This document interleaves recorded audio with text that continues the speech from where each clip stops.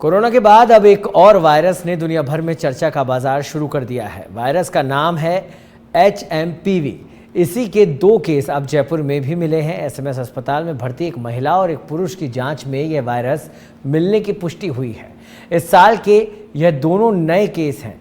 इसी को लेकर नोडल ऑफिसर प्रोफेसर सुनील महावर ने संवाददाता प्रमोद कुमार से की खास बातचीत। क्या कुछ कहा, आइए आपको सुनाते हैं। से फैला वायरस HMPV अब राजस्थान में भी पैर पसारने लगा है। जयपुर में भी अब तक 2 केस आ चुके हैं। वहीं चिकित्सा विभाग सतर्क है। हमारे पास यहाँ पर है नोडल ऑफिसर प्रोफेसर सुनील महावर जी। इनसे हम बात करते हैं कि किस तरह का वायरस है और इसके बचाव के क्या क्या कारण हो सकते हैं। तो सर, क्या कारण हो सकते हैं इसके फैलने के? अगर अपन इतिहास की बात करते हैं कि ये ह्यूमन मेटा न्यूमोनो वायरस कैसे फैला है, 2 तरह के वायरस है। एक तो ह्यूमन में फैलता है, केवियन, एक पक्षियों में भी फैलता है। तो अगर मैं ह्यूमन की बात करूँ तो ये 2001 के आसपास डिटेक्ट हुआ नीदरलैंड में, ठीक है। ये इसकी हिस्ट्री। इसके बाद इसके जनरली जो हम स्प्रट एकदम फैलता है और कंट्रोल हो जाता है। तो इसके इस तरह के कुछ केसेस आए हैं। ऑस्ट्रिया में आए हैं, जैसे ब्रिटेन में आए हैं, चिली में आए हैं, नॉर्वे में आए हैं, बहुत सारी जगह हैं वर्ल्ड में।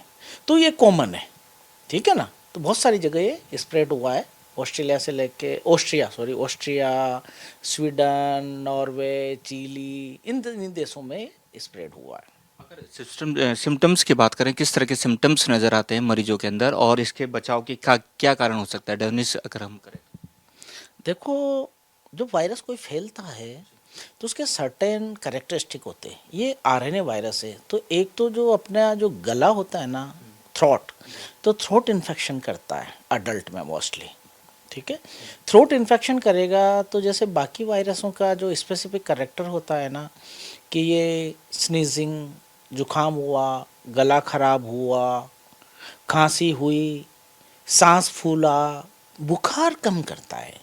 तो एक तो गले में कंजेशन जो पेशेंट अपने पास आते हैं जनरली, और सांस में थोड़ी सी तकलीफ, और वीजिंग, एक हमारी मेडिकल टर्म से वीजिंग, जैसे सांस में सीटी बजने की सी आवाज़ आती है, क्योंकि जो अपर रेस्पिरेटरी ट्रैक्ट है उसको हाइपर रेस्पॉन्सिव कर देता है, तो इसलिए ऐसी आवाज़ सी आती है। ये कॉमन सिम्टम्स है अडल्ट के मैं बात करूँ, उसमें खांसी सबसे ज़्यादा होती है। दूसरी चीज़, इसके पहले मैं आपको एक चीज़ बताना चाहूँगा, इंक्यूबेशन पीरियड। इंक्यूबेशन पीरियड जो मानते हैं कि पेशेंट को इन्फेक्शन हुआ और उसके बाद सिम्टम्स आए, जनरली 4 से 7 दिन है, पर 10 दिन तक भी हो सकता है, 14 दिन तक भी हो जाते हैं, पेशेंट की इम्यूनिटी पे डिपेंड करता है।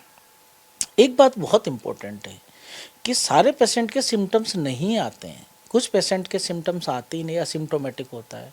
वो टेस्ट कराने गया और पता चला कि उसको ऐसा इन्फेक्शन था, और इन्फेक्शन होके भी निकल गया एसिम्प्टोम। कुछ के माइल्ड सिम्टम्स आए, उसको पता ही नहीं चला, एक दिन गला खराब हुआ, ठीक हो गया। अपर रेस्पिरेटरी ट्रैक्ट कुछ में होते हैं, लेकिन कुछ मरीजों में ये न्यूमोनिया करता है। तो जो न्यूमोनिया करता है सारे मरीजों में नहीं करता है लोअर रेस्पिरेटरी ट्रैक्ट इन्फेक्शन। उसके सर्टेन पेशेंट्स होते हैं, कुछ पेशेंट होते हैं, जैसे पहले से ही जो कोई क्रोनिक स्मोकर है, जो बहुत ज़्यादा बीड़ी सिगरेट का सेवन करता है, लंग्स कॉम्प्रोमाइज है, सीओपीडी पेशेंट है।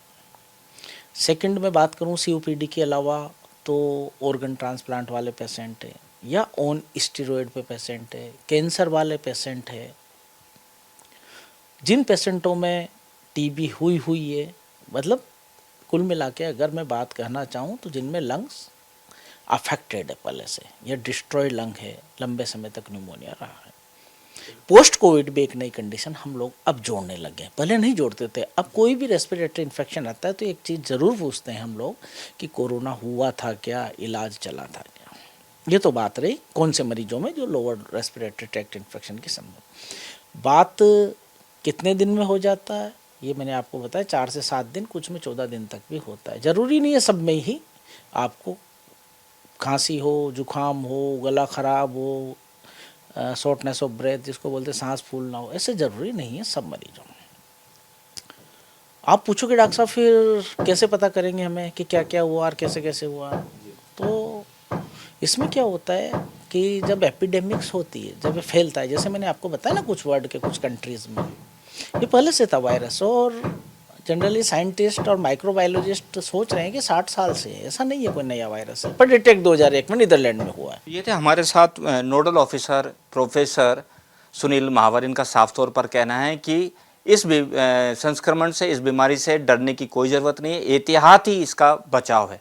आने वाले समय के अंदर चिकित्सा विभाग इस पर और भी कमर कसने वाला है। कैमरा पर्सन हरिशंकर त्यागी के साथ मैं प्रमोद कुमार, सच विदर्शक जयपुर।